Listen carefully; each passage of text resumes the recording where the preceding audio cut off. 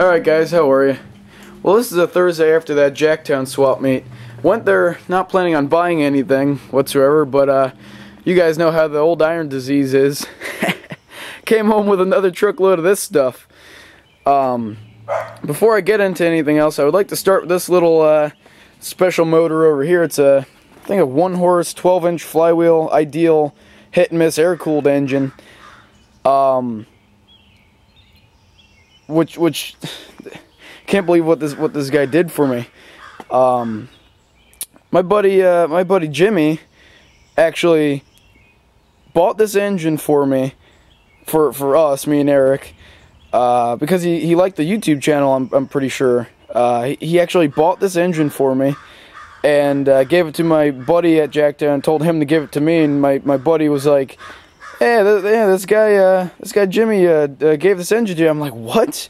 I'm like, "There has to be some kind of mistake," but sure enough, a very random act of kindness. He's done the same with Small Engine Mechanic and 805 Road King. He just buys stuff for him, and that's a very nice thing. We really appreciate it.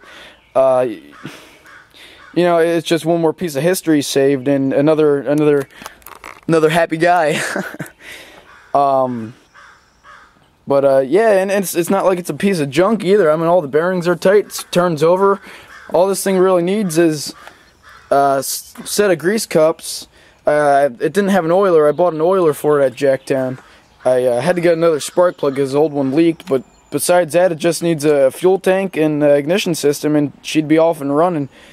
Obviously going to check all the bearings out, but oh my gosh, I cannot believe it. And Jimmy, you chose the right home for this engine. I will completely take complete care of this engine. I will. This is like the best home for this engine. Well, we appreciate it, buddy. Thank you. Anyway, let's move on with it. Actually, this engine's in the best shape, and it's the one I got as a gift, which is awesome. Can't thank you enough, though. Really. This is a late 20s International M 1.5 horsepower I bought. I've always wanted one. It's all there.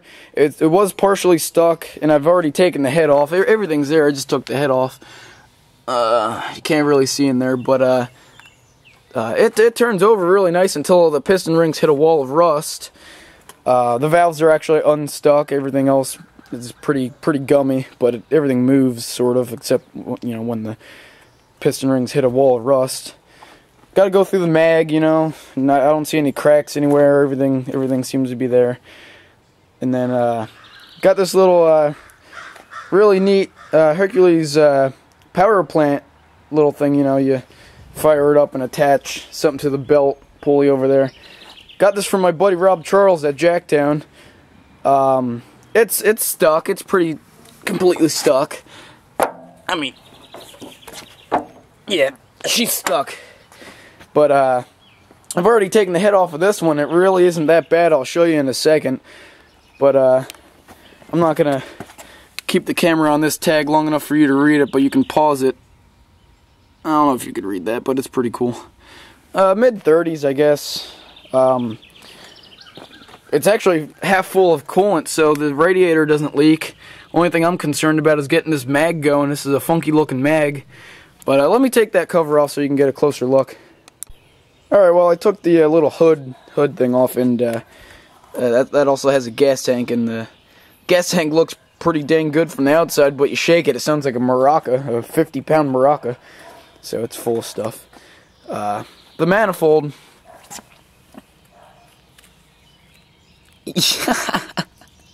Yeah, has a massive hole in it, and I'm hoping it didn't corrode down into the intake manifold part of it. But if it did, I guess either find a new one or try to repair it. But the big hole here, just put a plate here and weld around the plate if it's too big. But if it's small enough, you can just tack weld, repair it or something. But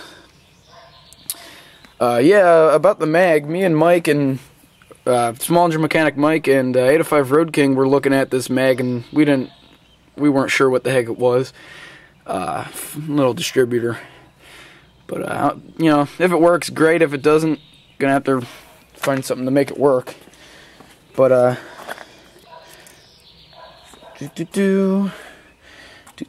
set this down somewhere real gently.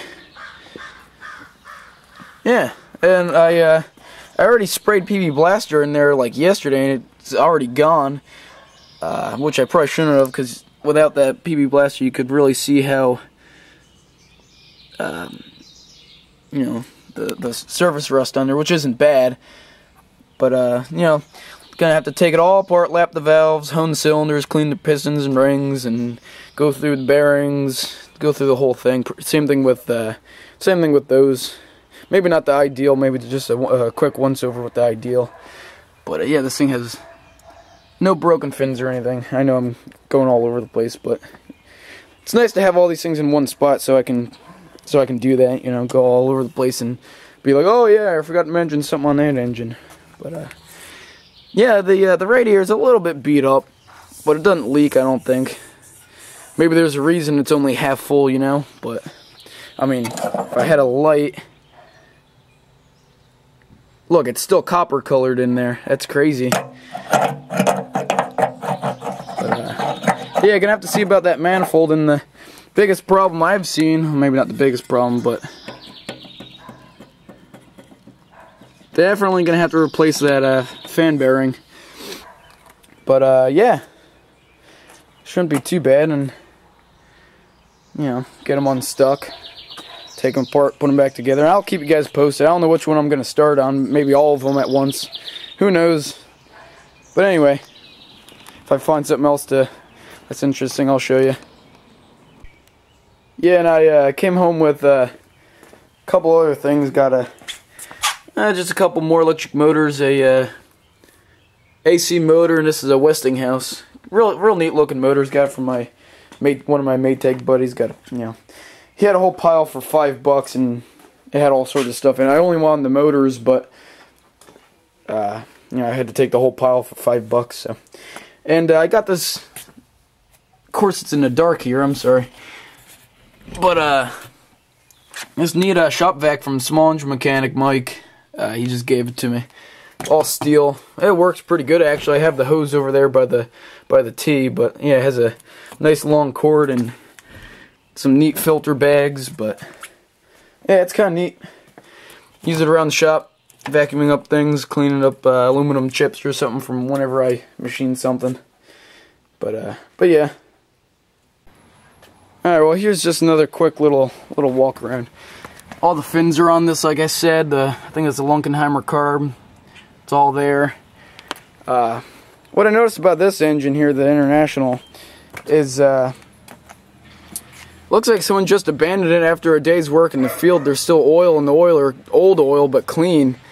It's very interesting. It hasn't dripped down yet. It must be a pretty good oiler. And all the grease cups, here, here, here, and here, are all completely full of grease. Like they're just about, you know, they're about to maintenance it again or whatever and just forgot about it.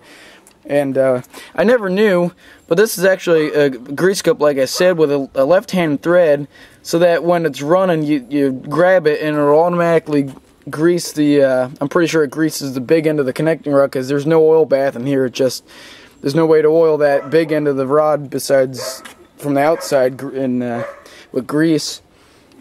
But the biggest pain in the butt on this will probably be the fuel pump and the mag, maybe, and maybe the mag on this, but you never know. Here's the underside look of the head on this. Rusty, crusty, but the valves move and not too bad. Here's a quick look at the underside of the Hercules head. Not too bad at all. Better than the Model T, that's for sure, and that thing ran like a top. But yeah, I want to thank Jimmy again for his very generous gift. I still can't believe it. It's probably the nicest thing someone ever did for me. And I'll have to get Eric to say his thanks. He's very appreciative of this thing too. You did good, Jimmy, though. You definitely found a good home for this sucker. I'll never get rid of it, and I'll get it running and take very good care of it, that's for sure. Still can't believe you did that. I really appreciate it. You know, definitely saved it from just sitting around. But yeah, I'll keep you guys posted. Can't wait to get this sucker running though. It's gonna be neat. But yeah, I'll keep you guys tuned on this stuff. See what I'm doing next. But you know, the usual guys. Like, comment, subscribe. Definitely comment. Love your comments. And you'll see Hitandmissfits in another video. Thank you.